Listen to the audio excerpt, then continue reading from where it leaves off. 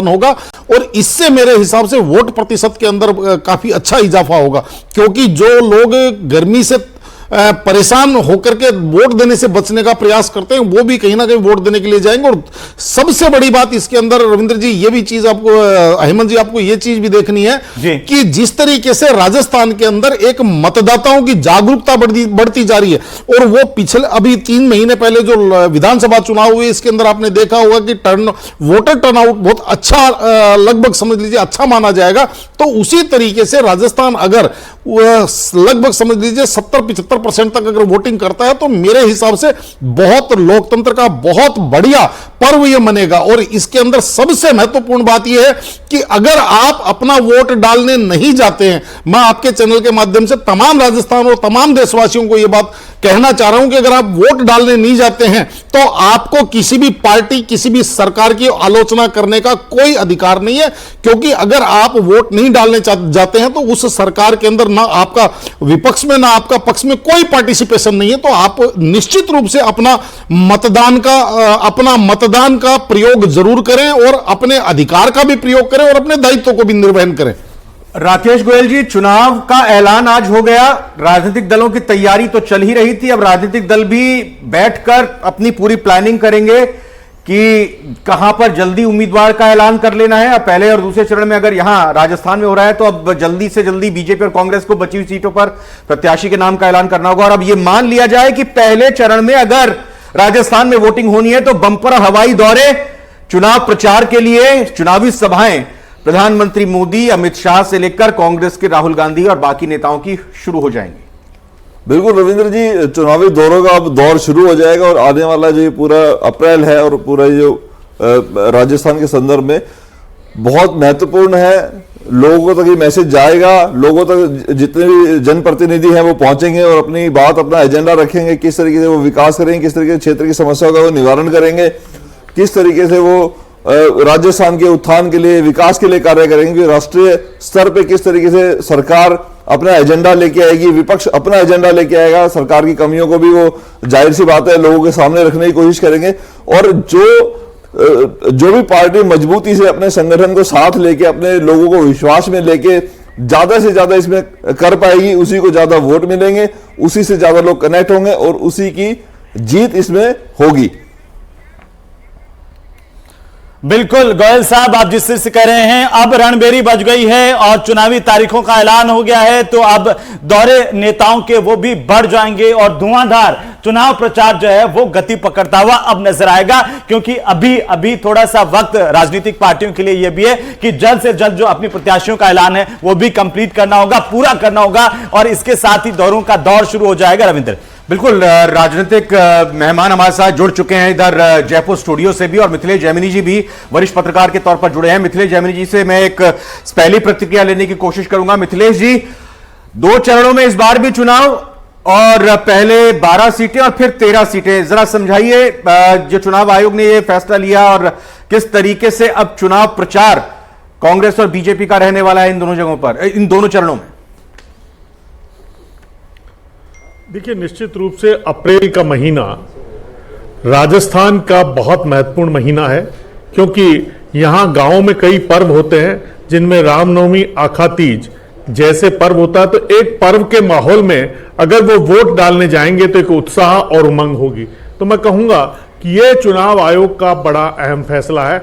और सबसे इंपॉर्टेंट चीज है, राजस्थान में गर्मी देख दोपहरी जेठ की छाह छेती छाह, यानी जो छाह है वो भी छाह मांगती है, उसको मद्देनजर रखते हुए ये बहुत इंपॉर्टेंट फैसला किया है कि जो सबसे ज्यादा चिपचिपी गर्मी हमारे यहाँ गंगानगर बेल्ट में होती है तो सबसे पहले वहाँ चुनाव कराया, फिर बीकानेर, चूरू, सीकर, झुंझुनू और जयपुर ग्रामीण। तो ये जो चेंजेस किए हैं, ये मैं कहूँगा कि कहीं न कहीं एनवायरनमेंट के हिसाब से बहुत इंपॉर्टेंट डिसीजन है। और दूसरी इंपॉर्टेंट है जो 4 जून 400 पार होंगे या इंडी गठबंधन कुछ कमाल करेगा, ये भी देखने लायक होगा। और उसमें राजस्थानियों का क्या अहम भूमिका रहेगी, क्योंकि जो सबसे ऐतिहासिक लोकतंत्र के पर्व में जो लोग शरीक होंगे वो एक नई इतिहास रचेंगे। और इसमें सबसे ज्यादा जो न्यू कमर्स वोटर्स हैं वो बहुत महत्वपूर्ण है, वो क्या फैसला लेते हैं।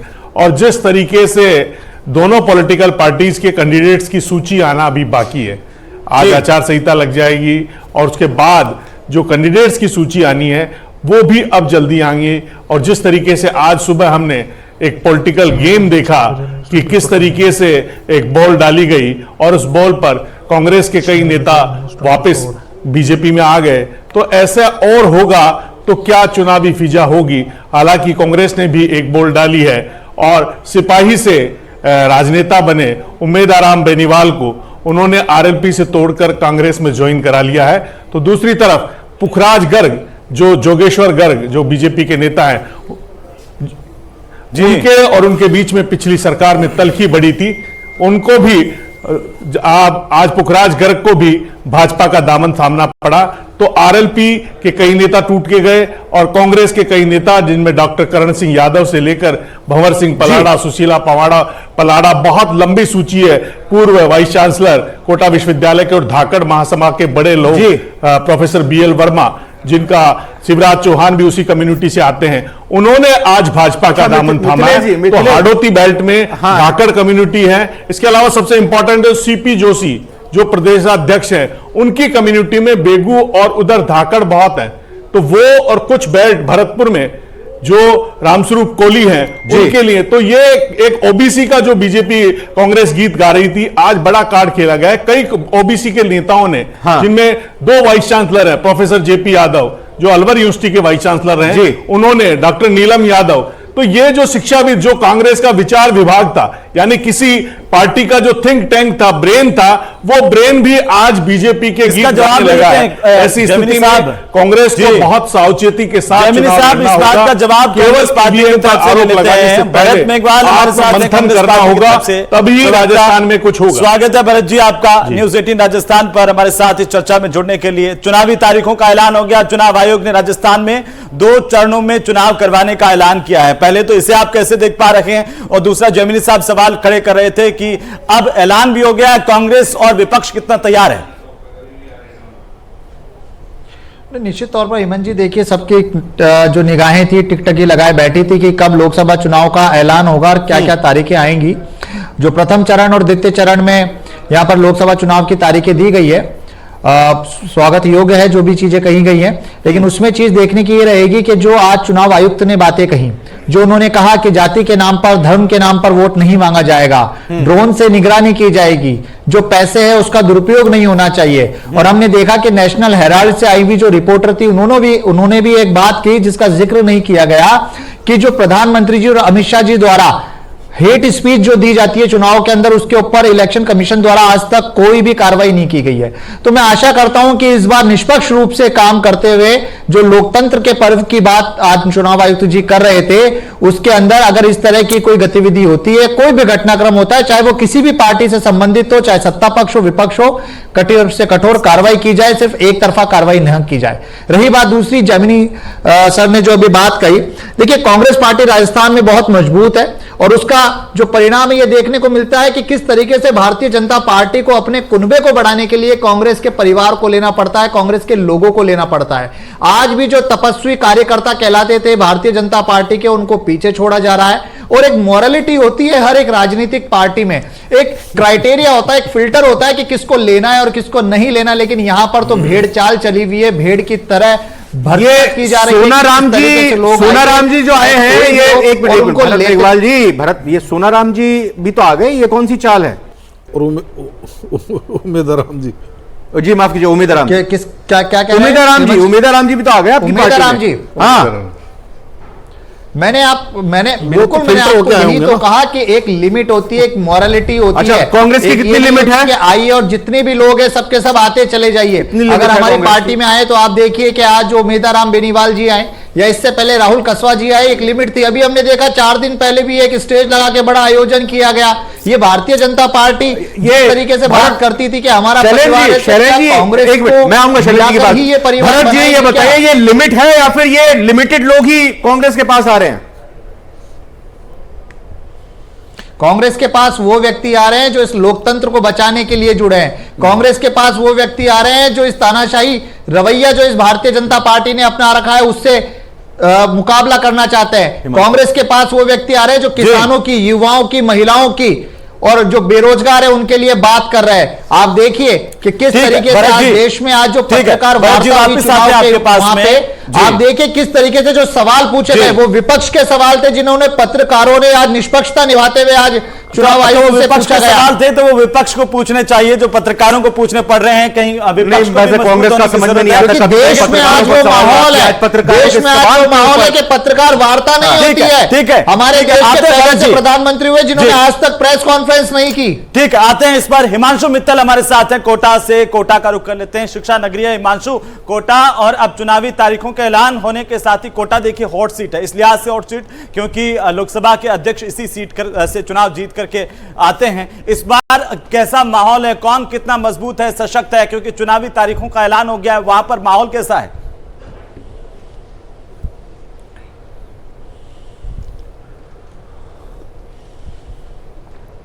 पार्टियों के स्तर पर जमीनी धरातल पर देखने को मिलेगा। हम जिक्र कर रहे थे आपसे कुछ देर पहले कि जो तमाम जो पार्टियां हैं वो पूरी तरह से जद्दोजहद मीटिंग के तौर पर करने लगेंगी और फिलहाल ये तस्वीर भी आप देख सकते हैं।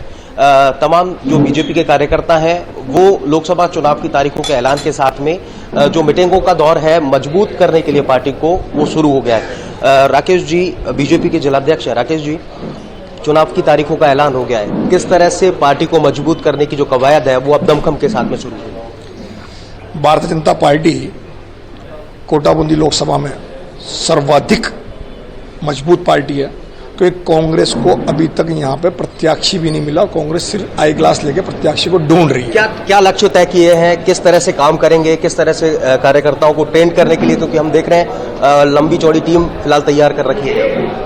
हमने आज ये भारतीय जनता पार्टी व्यापार प्रकोष्ठ के बैनर पे है, भारतीय जनता पार्टी जिलाध्यक्ष नाते मैं इसमें उपस्थित हूँ कि व्यापार प्रकोष्ठ का प्रभार भी मेरे पास था, तो अपनी ये कोर टीम थी उनकी बैठक बुलाई है, क्योंकि मुझे मालूम था 3 बजे घोषणा होगी, तो हमें निश्चित ही आगे की रणनीति पे काम करना था, इसलिए 4 बजे बैठक बुलाई थी।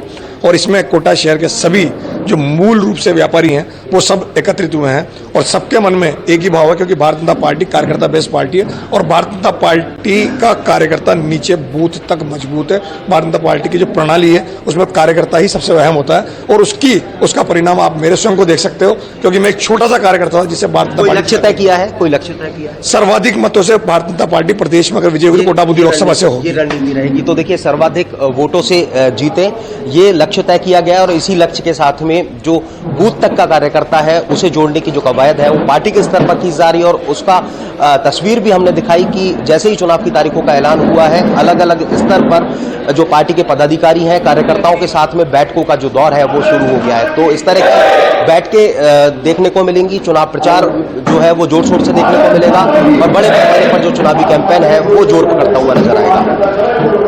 बिल्कुल, शैलेंद्र भी हमारे साथ बीजेपी से प्रवक्ता जुड़े हुए हैं, एक बार उनका रुख करेंगे। शैलेंद्र जी, जो बातें अभी भरत मेघवाल जी ने उठाई और कहा कि कोई लिमिट नहीं रही बीजेपी के पास, अपने नेता हैं नहीं और कांग्रेस से बार बार अपने हमारे यहाँ पर नेताओं को लेकर चले जा रहे हैं, तो इसका जवाब है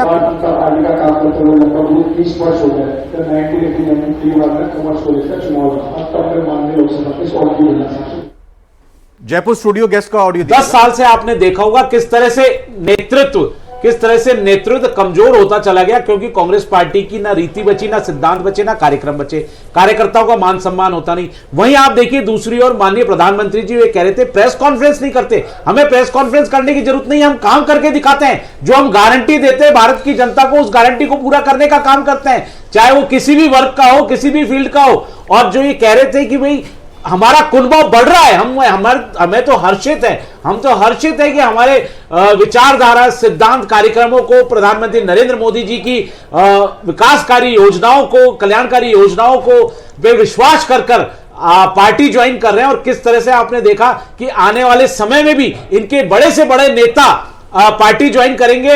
और यह सिलसिला आज का नहीं है, यह सिलसिला तो 2019 से 20 से चला आ रहा है और सबको पता है कि कारण क्या है।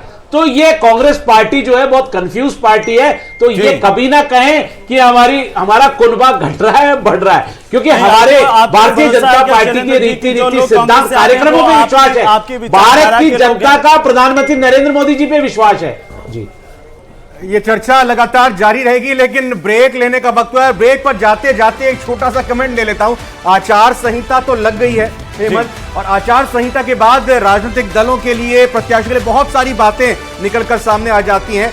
लेकिन ये बताइए निरंजन जी, आचार संहिता क्या राजनीतिक दलों के इधर उधर खेमेबंदी अदला बंदी के लिए नहीं होनी चाहिए? संक्षेप में ब्रेक। निश्चित रूप से देखिए रविंद्र जी, जो राजनीतिक रूप से जिस तरीके से राजनीतिक मतलब होनी चाहिए सर, ब्रेक लेना है। बिल्कुल होना चाहिए। बिल्कुल।